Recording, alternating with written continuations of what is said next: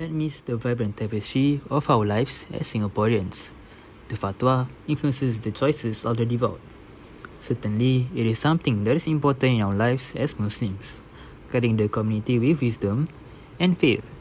As important as it is, have you ever wondered how does fatwa come about in Singapore? Let's explore this practice and how it is given here. First of all, what exactly is a fatwa? A fatwa is a formal ruling or interpretation on a point of Islamic law given by a qualified legal scholar known as a mufti. Fatwa are usually issued in response to questions from individuals or Islamic courts. From matters of personal finance to issues relating to current affairs, these rulings provide clarity, helping Muslims align their lives with the teachings of Islam in the fast-paced and ever-changing world we live in today. Fatwas have been issued to clarify issues relating family and employment, Aqidah and faith, COVID-19, finance and estate matters, and ibadah. For example, during the COVID-19 pandemic, men were not allowed to pray their Jumaat prayers at the mosque due to closures. Muiz clarified that in a situation of emergency, closures of mosques would be required under Islam. In November 2021, the government changed their policy on tudung.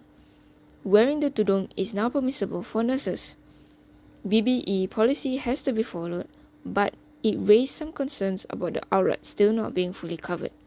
However, Muiz has stated that such needs are permitted within the Sharia.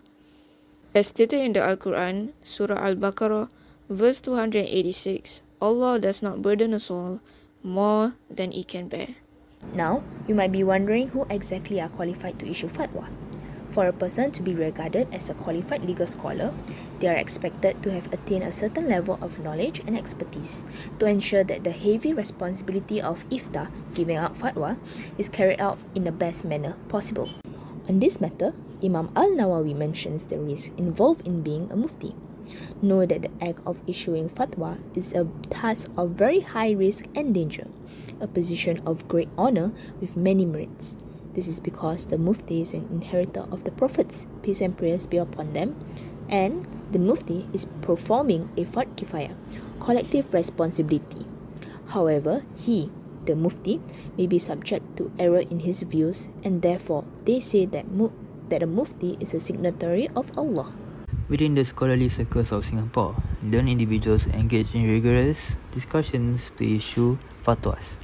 In Singapore, the office of the Mufti of MUIS, Majlis Ulama Islam, Singapura, acts as a secretariat of the fatwa community and is responsible for handling the operational duties related to the issuance of fatwa. The fatwa community and the Mufti embrace the idea of iftar jamai, collective fatwa issuance, which will ensure the rulings are in the complete and comprehensive manner. The Secretariat of Fatwa Committee compiles the relevant references for distribution to the committee members. Chosen individuals are invited to give their views and expertise. Individuals, religious leaders, domain experts, religious scholars. Overall, they ensure that the best decisions are made to guide Muslims to the correct path. In conclusion, we have seen how fatwas come about in Singapore and the important role they play. It acts as a guiding light that illuminates the right path for us to follow, seeking to prevent any form of misunderstandings that may arise due to issues happening here.